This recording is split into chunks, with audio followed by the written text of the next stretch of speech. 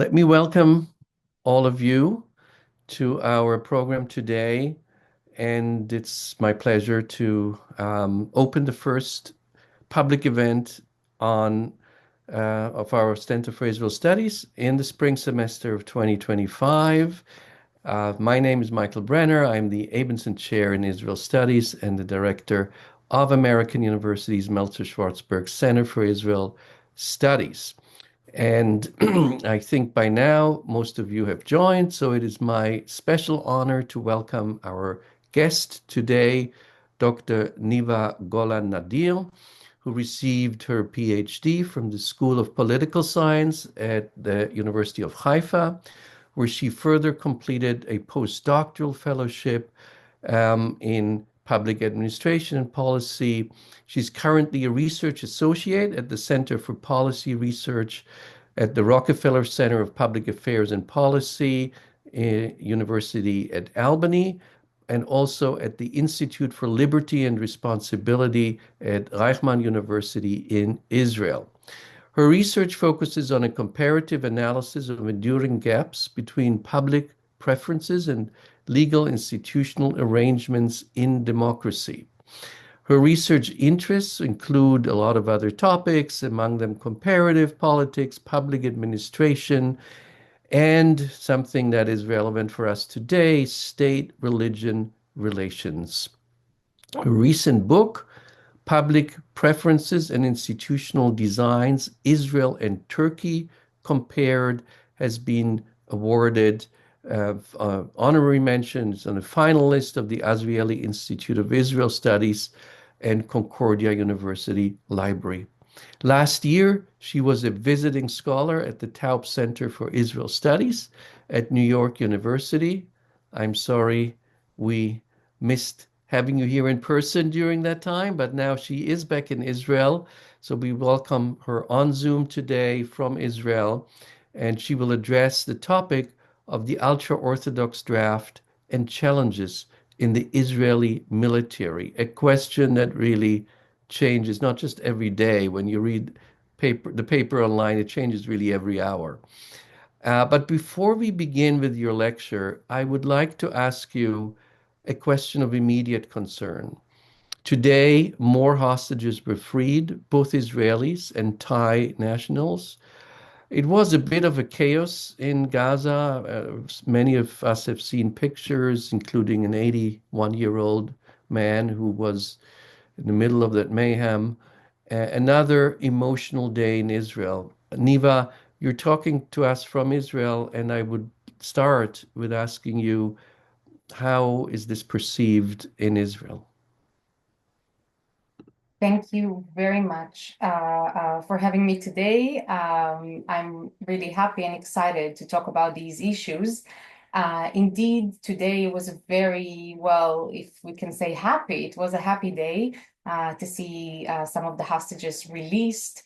The families are working and very hard, both in Israel and abroad, to help release these hostages. I can also say that all Israelis and specifically the families are thankful to the United States, to the government, to Mr. Steve Witkoff visiting here, the president envoy to the Middle East. Is definitely, as I hear and as I read, doing a very, very thorough and good job in mitigating the current deal. And indeed, the chaos that occurred today around the hostages when freed caused a lot of concerns in Israel. It happened the former time as well, but this time when we see an 81-year-old man being released with hundreds of Hamas activists all around him with weapons, it really terrified the families and practically every Israeli watching the news all through the day. So basically, Israel actually delayed it's part of the deal with releasing the Palestinian prisoners. and demanded that all counterparts will help Israel to have this chaos that repeats itself, not repeating itself in the next time. Yeah, so basically it was a happy day to see families reunite after the long tragedy of this war. Thank you, Niva, and we all hope that the rest of the hostages will be free soon and hopefully most of them alive. Um, it's always good to have guests who are you know, right in the middle of it and can tell us about it. And the topic today, though, is a topic that is also very relevant today, but goes back much further, really, even before the State of Israel was founded. So we will hear a presentation from Dr. Golan-Nadir now. And after the presentation, we have the time to ask questions about half an hour presentation, half an hour Q&A. Niva, I think you brought some slides. You want to share the screen, I'll share my and we will presentation. start with your presentation. And please keep your questions in mind, and you can anytime put them in a Q&A on your screen. Okay, so the topic I'm going to talk about today is indeed the ultra-Orthodox conscription. The title of my presentation is Balancing Faith and Duty, the Ultra-Orthodox Draft and the Challenges it imposes on the Israeli military and, of course, on the Israeli society. Before I begin to actually address the mere idea of conscription, drafting the ultra-Orthodox men, I would like to offer since I am a political scientist, I would like to offer the democratic theoretical angle as to the fact that most Israelis actually believe that this policy of not drafting the ultra-Orthodox men very unpopular. Well, in a proper democratic process, we would expect that institutional designs, or as we refer to it, basically policies, when they lose their legitimacy by citizens, we in fact encounter civil dissatisfaction, and the proper democratic reaction to this should be a change in policy. Nevertheless, and this happens in more than one realm in Israel as a Jewish and democratic state, we see that some policies, institutional designs that lose their legitimacy and experience civil dissatisfaction, in fact, do not change. So we see an enduring gap, in this case, for over 7 decades of citizens being dissatisfied by these policies. Sorry, just a minute. Okay, so basically the policies that I'm talking about are embedded in, even before the establishment of the state in 1947. David Ben-Gurion, which was the first prime minister of Israel and the head of the Zionist movement in Europe,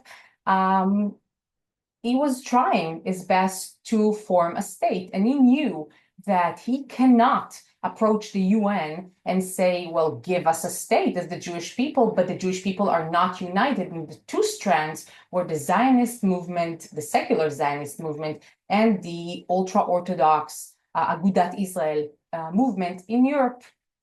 So David Ben-Gurion in 1947 actually wrote a letter to Agudat Israel, and in this letter, so the status quo is basically not even an arrangement, it's a letter that was sent to Agudat Israel.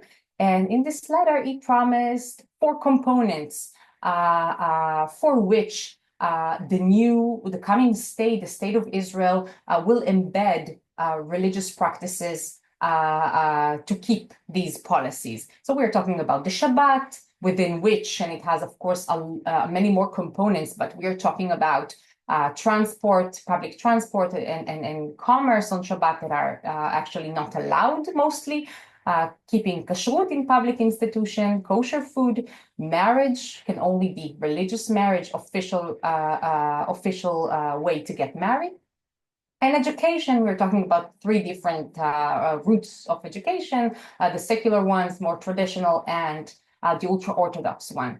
But of course, this does not end here. Despite that, the letter addressed 4 topics. There are many additional topics that had to do with religion, among which burial, conversion, autopsy, and one very important to our talk today is conscription. That is, David Ben-Gurion actually agreed to exempt 400. At the time, it was 400 yeshiva ultra-Orthodox men. Yeshiva, it means they study in a religious school at time, prestigious. So basically, it will be their job, their profession, their craft to study the Torah rather than go to the army or work. Now, in public opinion surveys, we definitely see that these policies, the religious policies, are less popular than one might think. Roughly 60% of Israeli Jews are dissatisfied. This is a survey from 2022. So if we actually break it into a level of religiosity, we see that, of course, roughly 90% of the secular segment of the population disagree with these policies. And the ultra-Orthodox, on the other hand, well, they're definitely in agreement with these policies. So just a little bit more statistics on how exactly, in accordance with level of religiosity, the Jewish Israeli community is constructed. So this is the state's official statistics that show that 73.5% of Jewish Israelis are affiliated as Jews, 44.2 are secular, 32.7 traditional, 11.5 religious, and 10.8 ultra-Orthodox. So basically 22.3% are religious and highly religious. So following this introduction, I would like to really focus on the military conscription as an enduring gap in the Jewish Israeli population in Israel. So I have stated that David Ben-Gurion actually exempted 400 yeshiva ultra-Orthodox men and said to the heads of the yeshivas that this is okay for now. By the way, it was always temporary. But if we look again at existing statistics of the state, you can see that fertility rates among the ultra-Orthodox are extremely high compared to the secular ones. It's 6.38 for the ultra-Orthodox woman and 1.98 for a secular woman. And this makes a substantial difference because now the 400 at, well, even the pre-state, right? It was 1947. We are talking now at roughly 80,000. Now, the numbers were very vague throughout the years. It's really hard to actually receive the numbers, but since this is an acute topic throughout the war, the numbers are actually now coming out, and the recent data is 80,000 ultra-Orthodox men that this exemption applies for, and this is the great debate in Israel. When we're asking the Israeli society, the Jewish Israeli society, what do you think we should do with these numbers and the fact that they are exempt from service, from mandatory service? So we can see that 39% say that they should be drafted indeed, that perhaps some really outstanding yeshiva students can be exempt, but no one else. 28% believe that there should be quotas for recruitment and sanctions if they don't. 15% say we can leave it as it is. They don't have to serve in the army. And 18%, and for a public opinion survey, this is a very high rate. 18% say they don't know. They do not know what to do with this conflict. So what I would like to do now is actually to show you the interplay that took place from state establishment until very recent days on how this arrangement came to be and the different counterparts that actually have a side in this debate, in this conflict. So let me begin with 1948, and as I said, even before, David Ben-Gurion, as the head of the Zionist movement in Europe, grants draft exemptions for 400 ultra-Orthodox yeshiva students under the Torah as a vocation, as a craft arrangement. You can see this is the official first letter that was ever sent, and you can see it's, oh, I'm sorry. You can see that this is February 12, 48, and actually the arrangement is starting to take place. So what are the reasons under this arrangement? So first of all, we're talking about the first years after the Holocaust, as to rebuild the tradition of Torah study. Most of these students actually were murdered during the Holocaust. They were a small percentage, the ultra-Orthodox, in the population, so this seemed as something of limited nature. It was, again, a part of political pragmatism, securing the religious parties to support the government in the very formative years of the state. It was intended to be also a temporary policy. It was subject to review yearly. Even the first arrangement, David Ben-Gurion wrote, it is only for 1948 and we will review it in 1949. It was always meant to be temporary. There were also economic justifications. They were viewed as non-productive men economically, and the military was actually reluctant. And by the way, this went on for years, that it will be very hard to have them adjusted to the life of a military. There was also some moral justification that they will just parallel to the IDF as combat soldiers. They will actually support from outside spiritually in the fight in the War of Independence. So basically, this decision laid the ground for this contentious policy debate. It continues to rattle the Jewish Israeli society for over 7 decades now. 10 years later, actually, the arrangement is only institutionalized then by Shimon Peres. He was then the Director General of the Ministry of Defense, and David Ben-Gurion was the Ministry of Defense. But just 10 years later, and David Ben-Gurion sounded completely different. He wrote a letter to the Ashkenazi chief rabbi, Dr. Isaac Alevi Herzog. He is the grandfather of the current president, Yitzhak Herzog. And he wrote at the time, this is, first of all, a great moral question if it is appropriate that the son of a certain mother be killed for the defense of the homeland, and the son of another mother sits in his room and studies safely when most of Israel's young people risk their souls in death. Following, and this is roughly 2 decades later, this is the great change in government in Israel. The left-wing parties do not win the election, and it is the first Menachem Begin right-wing party government. They actually expand the exemptions for ultra-Orthodox men, increasing the number of eligible yeshiva, the Torah seminary students, and formalizing this arrangement. It was said that Menachem Begin actually believed that they should be exempt, that it wasn't just to keep his minimum winning coalition with the religious parties. So this was highly institutionalized at the time. Following, we see in the end of the 90s that the High Court decided to intervene. And this is the second component in this debate. It was the Rubinstein case.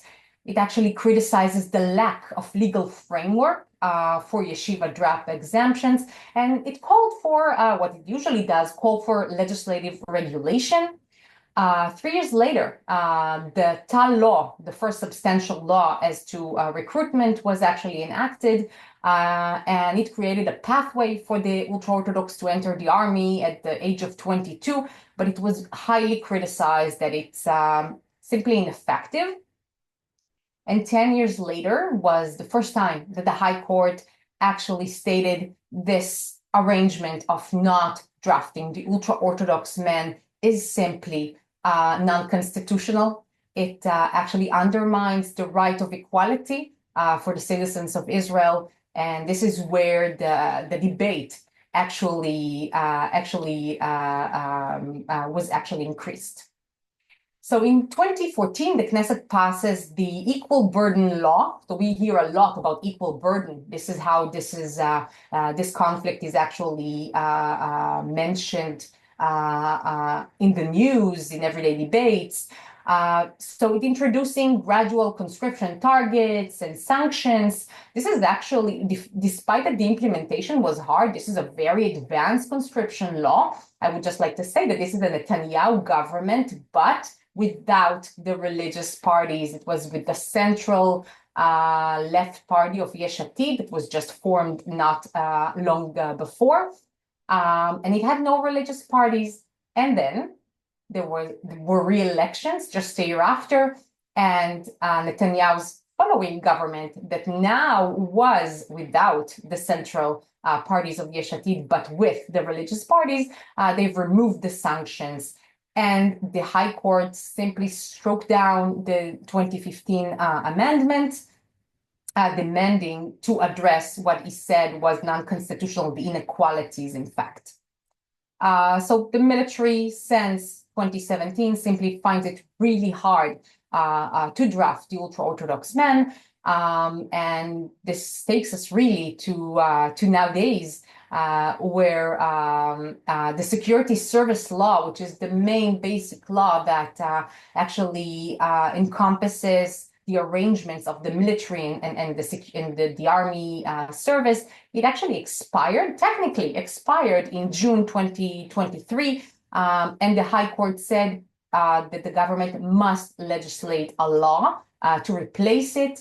And ever since these 2 years, along with the war, there are actually efforts that are put in trying to draft a new law. And we see the High Court demanding, the government the government, of course, that includes the religious parties, and civil society trying to balance and to protest for equal burden.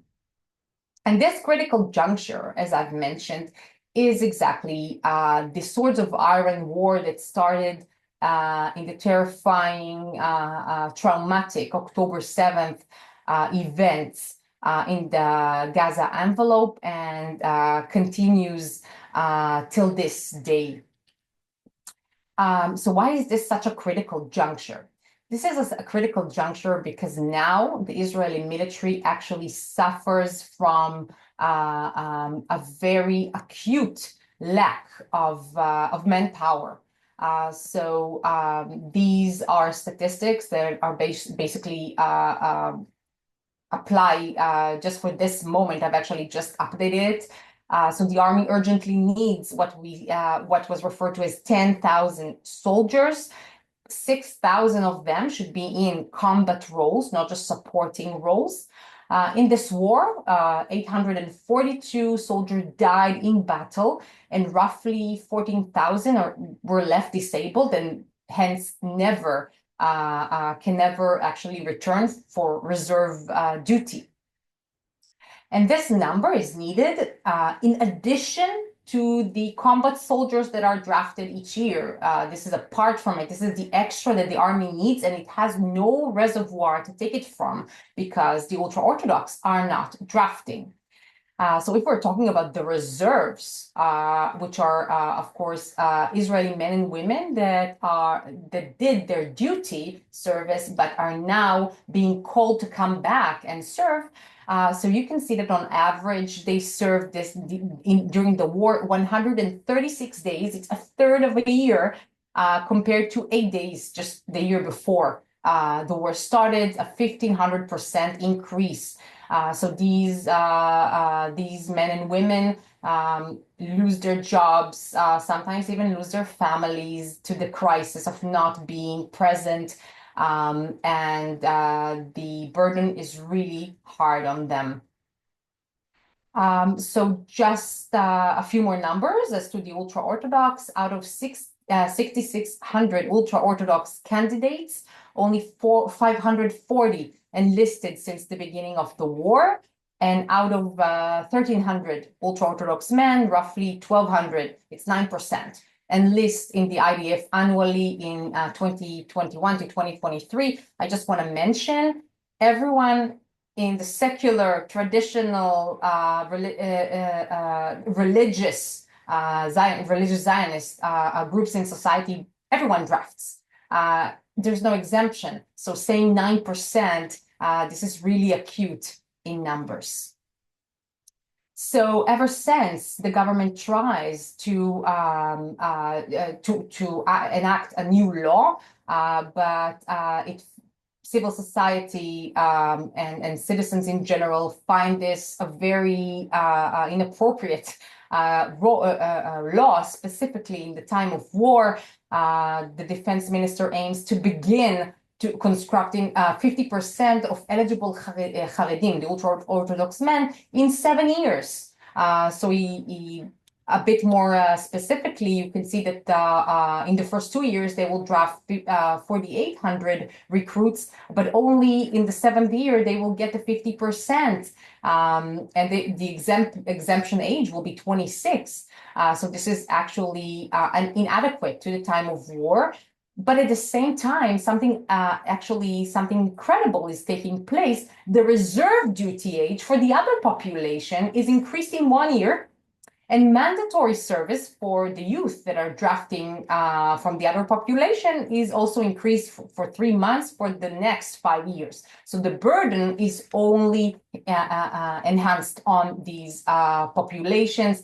And you can see these are road signs that are everywhere. It's time for equality, free Israel. Only in the Netanyahu government, the ultra-Orthodox men are exempt, but the secular combat soldiers, also religious combat soldiers are getting called again.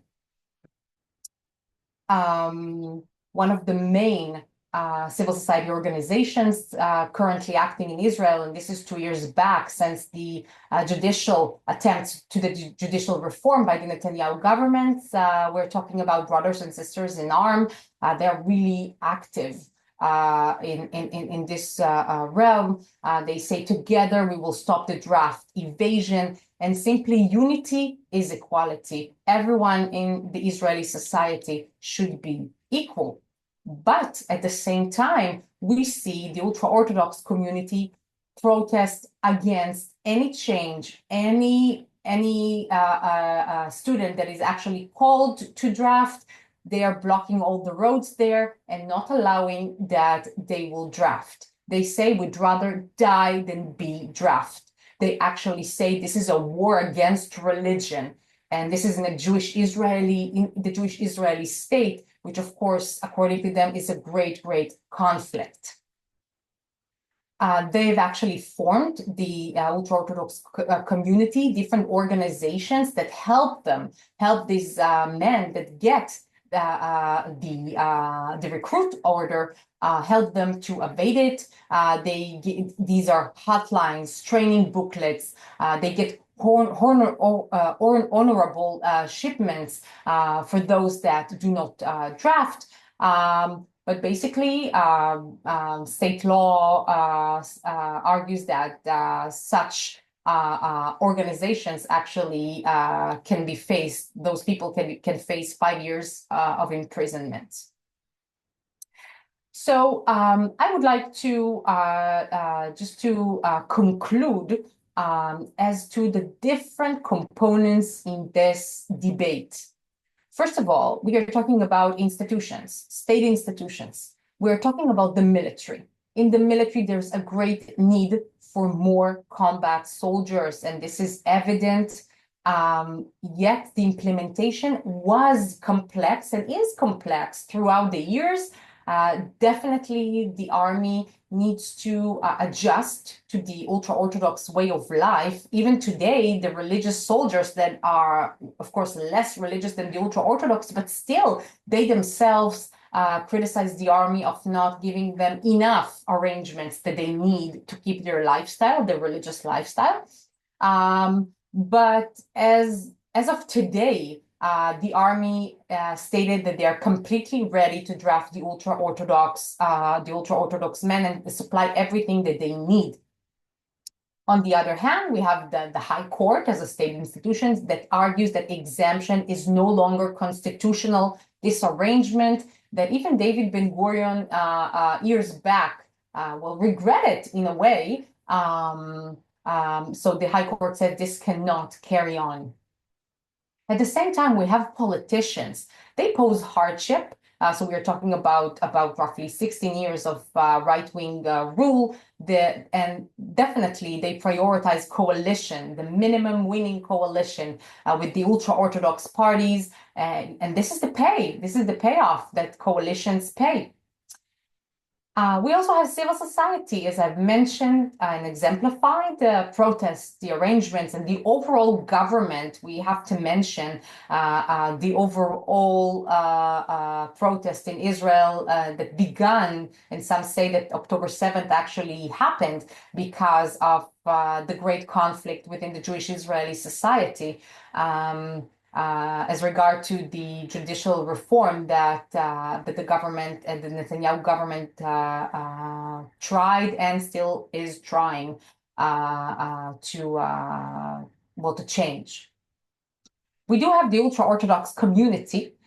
They demand keeping this multicultural arrangement that was set at state establishment.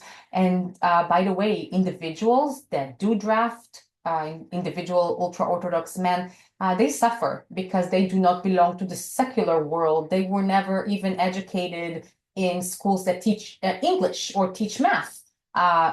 They just study Torah throughout their lives, and now their community and their family simply ostracize them because they've drafted. So this is a very, very complicated thing to the community itself and to individuals. Now, the overall framework, usually when institutions hold a certain policy that has to change, but it is quite hard because, well, we call it historical institutionalism. When a policy is actually embedded, it's really hard to change it when time goes by. But this war is indeed what we call an existential necessity. It does, and it is able to abolish these institutional designs, these policies. And this is why the 7 decades that we've just experienced of push and pull from the government, from the courts, and then civil society intervening, definitely this is the end of it. This is the critical juncture that something has to change, and no veto by any part here can actually change. There have to be some middle ground so that everyone feel that equality is maintained, and of course, hopefully to have this war ending and recover. So thank you.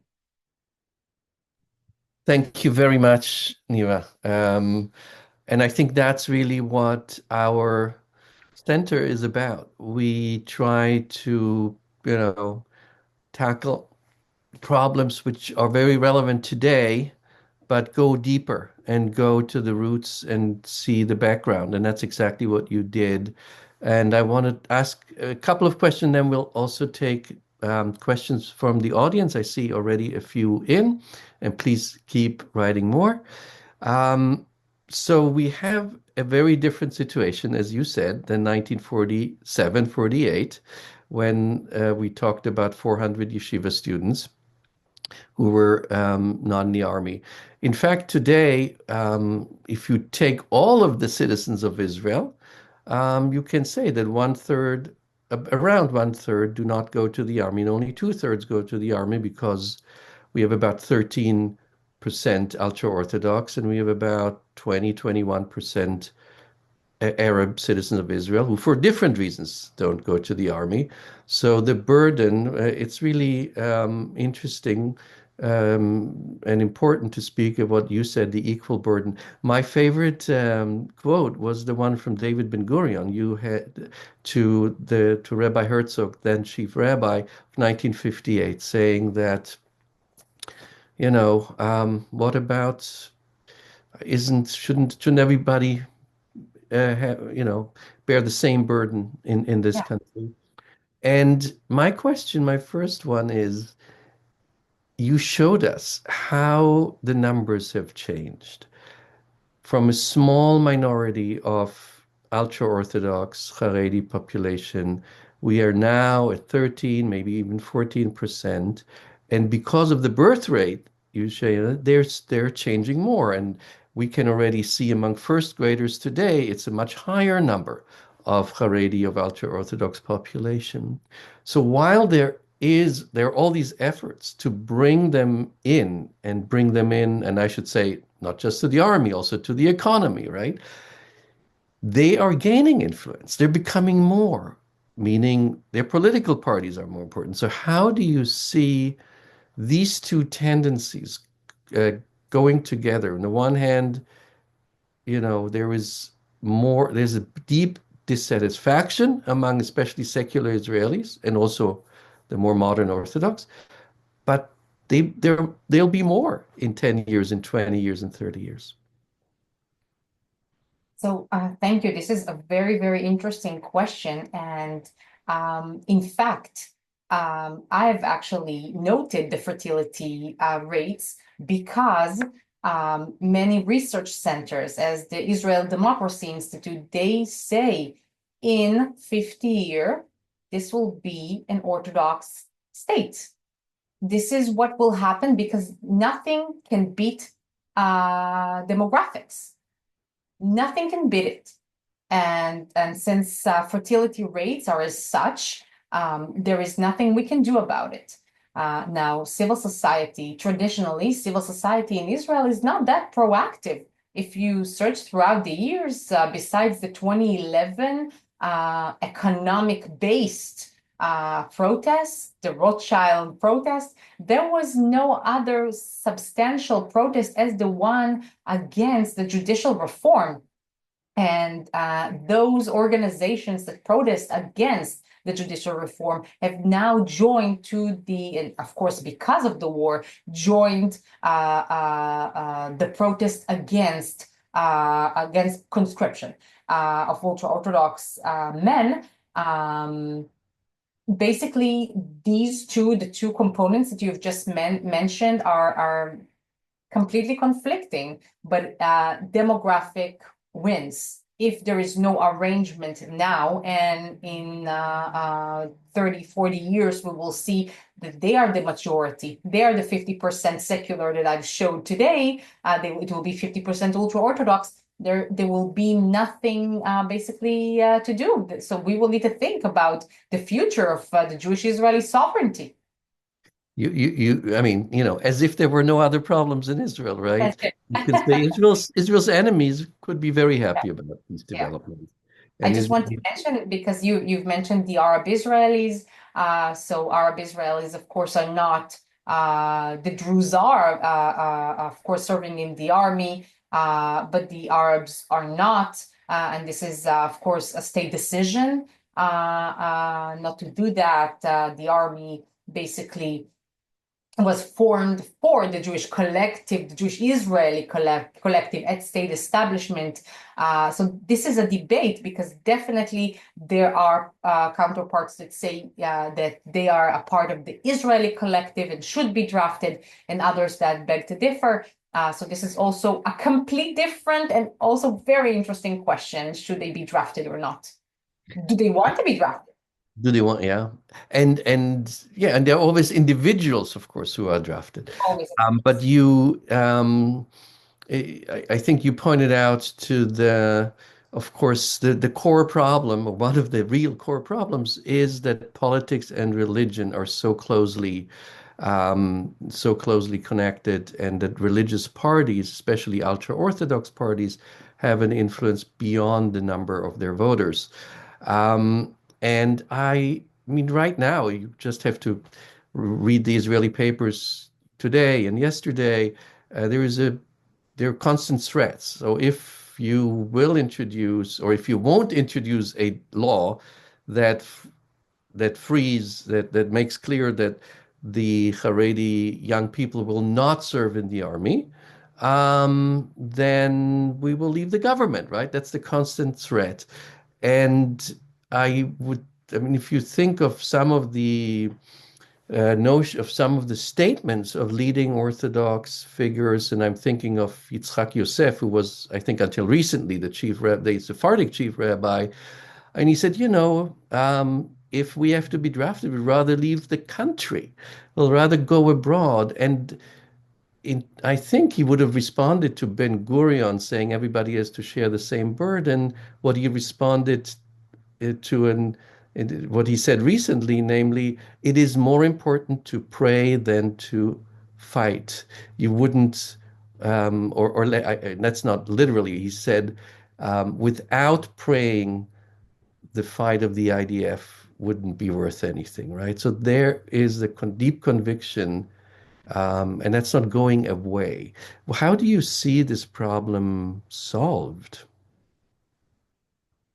So first of all, I wanted to say that we can definitely say now, reflecting on history, that Ben-Gurion was right. He said we have to show a unified front to the United Nations, so I will promise these conventions on religion and state. And he was right. If he would not have given the status quo back then to Agudat Israel, so they would have left the country, just like it was stated right now. So basically, this pragmatism at state establishment was the right thing to do, definitely, in order to receive the state. Now, I would like to point out the equal burden law in 2014 that I've mentioned on the timeline. And this was the first time, despite that it was a right-wing headed coalition with Netanyahu, it was his third government.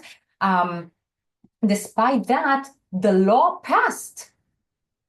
It was MK Yair Lapid from Yesh Atid that actually led this legislation.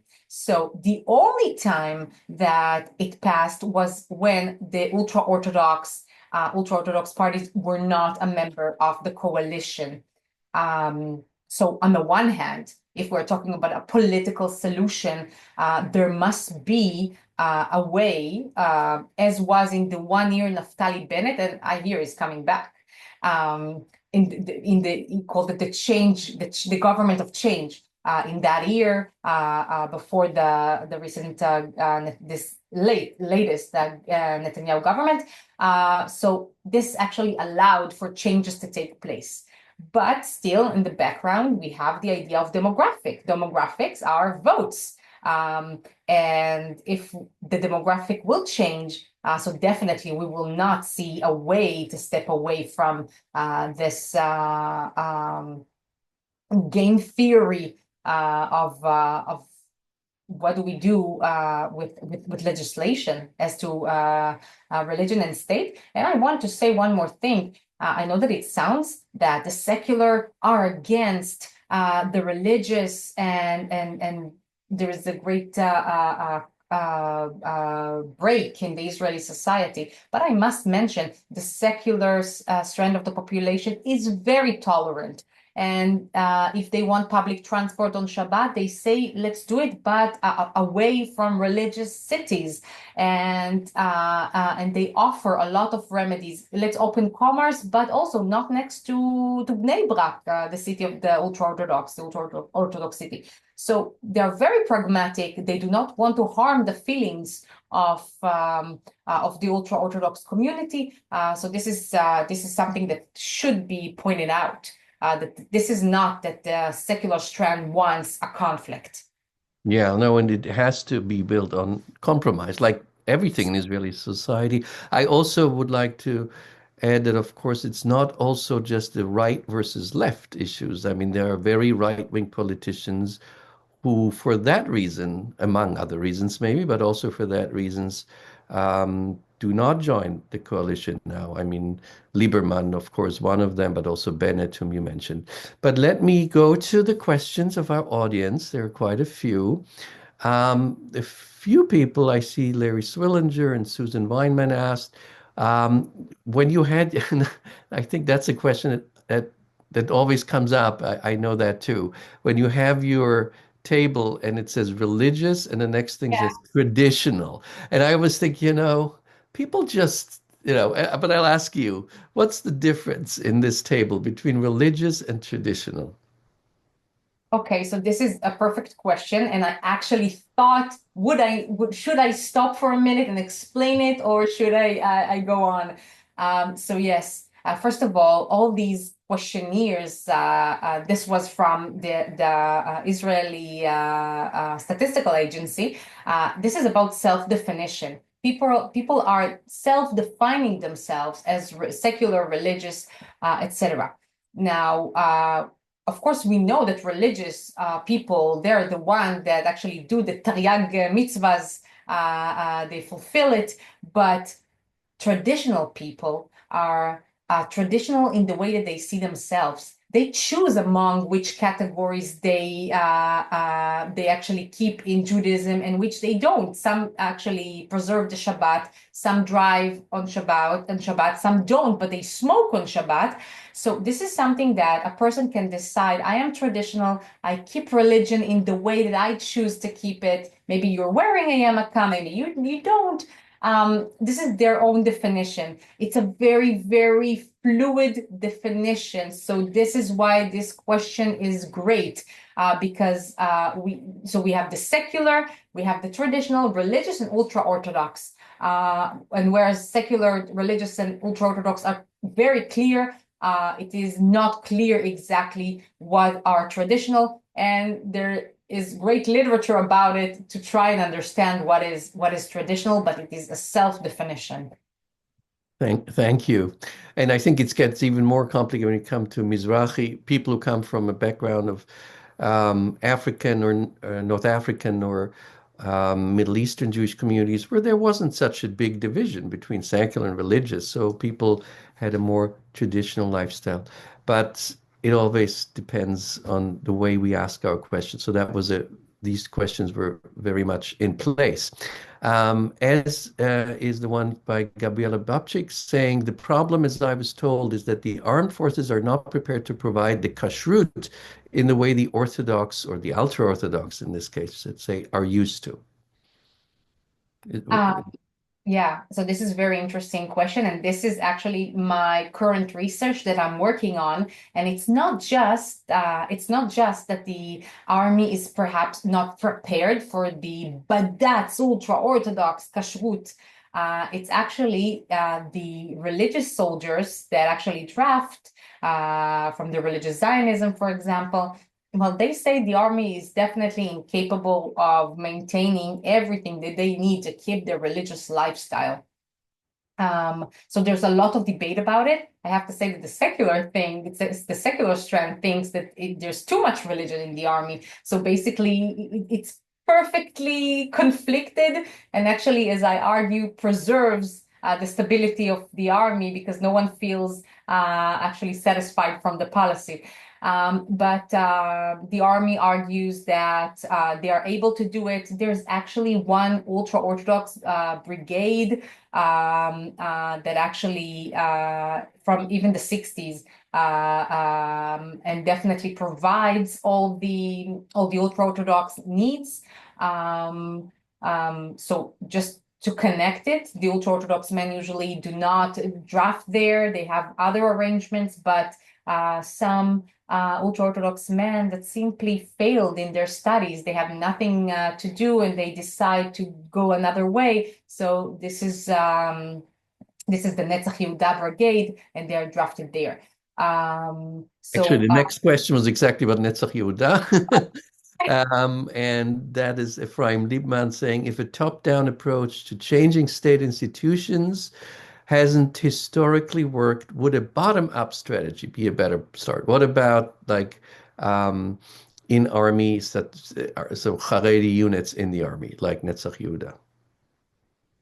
yes, so if we're talking about bottom-up approaches, so there are two things when we're talking about bottom-up approaches. So we are talking about the protest that is taking place in order to change the institutional arrangements. So this is one, and we really see it for the first time in 7.5 decades. We actually see it taking place now, and of course joining specific ultra-Orthodox brigades. Nevertheless, as it seems in the conflict right now, nothing seems to satisfy the ultra-Orthodox needs, because they simply do not want to draft. They do not think that, they think that nothing outside of sitting in the yeshiva and study Torah can be provided by them to the collective good. Yeah, so basically this is still conflicting, and it will endure. The conflict will endure in the immediate time. This is because the warrants are now, the recruitment orders are now out for 1,400, yes, ultra-Orthodox men. They will object. The war is ongoing. Yeah, the plate is completely full. There is a question about the draft of ultra-Orthodox women, and as in Israel, of course, the non-ultra-Orthodox women are drafted. Okay, so women experience this a bit differently. So the ultra-Orthodox women, well, just to remind you, they have roughly 7 kids on average. They're not drafted. And basically in Israel, even religious, not the ultra-Orthodox, religious women are not drafted as long as they are applying and requesting not to be drafted because of their religious affiliation. And the army has to officially approve that. There is an ongoing debate on even more secular women that has tried to pull this off in order to avoid mandatory service. So women basically, this does not apply to women, even though there are women, and I don't want it to sound as if the ultra-Orthodox community did not care or does not care about the war. They're really invested. When the war broke during October 23, many ultra-Orthodox men and women tried to assist. Of course, not in combat roles, but in medicine, social care. So basically, they try to volunteer. But as to actual service, no, women are basically not a part of it. That's an interesting question. Does the Hamas accommodate religious exemptions like prayers 5 times a day, halal food, and so on? So we're talking the other side now. Oh, okay. Yes, so yeah, Hamas is basically not an army. It is defined as a terror organization, at least here in Israel. And this is an anti-symmetric conflict between an entity, a political entity. We're talking about Gaza and the state of Israel. So basically, it doesn't go the same way, and I will not attempt to analyze. But definitely in today's photos, watching the hostages coming out and hundreds of Hamas soldiers, activists around them, there was no other women, just those of the Israelis. Yeah. I don't think, I'm not sure if that's really a question or a statement. Alan Meltzer says there may be, the secular have to make compromises if there's an issue between. So it seems that always the secular have to make the compromises if there are. Definitely. Definitely, and it happens everywhere in the public sphere. The compromise is ongoing. Not being able, for example, just going away for a minute from conscription, not being able to take a bus on Shabbat is compromise. And by the way, one of the components in the debate was, well, our soldiers, they're coming back home for the Shabbat, and they don't, some of them, if they don't have cars, they're too tired, they cannot even take public transportation throughout the Shabbat. So this is ongoing. The compromise is only from the secular side. Of course, the other side would say, well, this is not religious enough. We want it to be more. Or basically Israel is a multicultural society, multicultural state. So we're still compromising. We actually want more in order to fulfill our ultra-Orthodox tendencies. So I guess it depends on the side yeah. And maybe our time is almost up. I'm just posing the last question, which again goes deeper into the roots of the state, because we forget sometimes that the Haredi, the ultra-Orthodox population, historically were not Zionists, and many were actually anti-Zionists. And there are still small parts which are actively anti-Zionist, but most have found a compromise in the state. But I would say we shouldn't be made to believe that they are part of the Zionist project as conceived by the secular and the Zionist religious segment of the population. So I wonder if that is something you want to you see as, I mean, as part of this to overcome some uh, some ideological issue in addition to the religious one. Yeah, this state would have never been formed without the ultra-Orthodox joining the Zionist movement, the secular Zionist movement. So definitely, and of course, there are the extreme strands of Netuei Karta and the city of Mea Shearim that secular person cannot even enter. The state cannot enter. This is it is external, an external territory inside of a state. These questions, it's very complicated. The mere idea here is to understand that if the decision was made to live together and to start a state, and as you have mentioned before, the external threats are so acute, so inside the state, we cannot be us versus them, because the us versus them is exactly what caused October 7th and the sorts of Iron War to take place. So a lot of accommodations were made by the secular and the Zionist secular population throughout the years. And definitely the Netanyahu government, they are secular. In essence, they're right-wing secular politicians. And they use, as we call it, the religious parties as a weighing scale in order to form coalitions. Perhaps the answer is a change in the political system. Maybe a change in the political system will bring out something different. At the end of the day, elections is a mathematical formula. If you change it a little bit, things definitely change. So if this is a situation of a stalemate and we do not know what to do with it, some institutional modification, policy modification, and definitely social modification towards unity is something that must happen in this acute time. This is an acute time in Israel's existence. And now I'm going to say something personal. I feel it personally. I never thought that there is a danger to the Israeli state.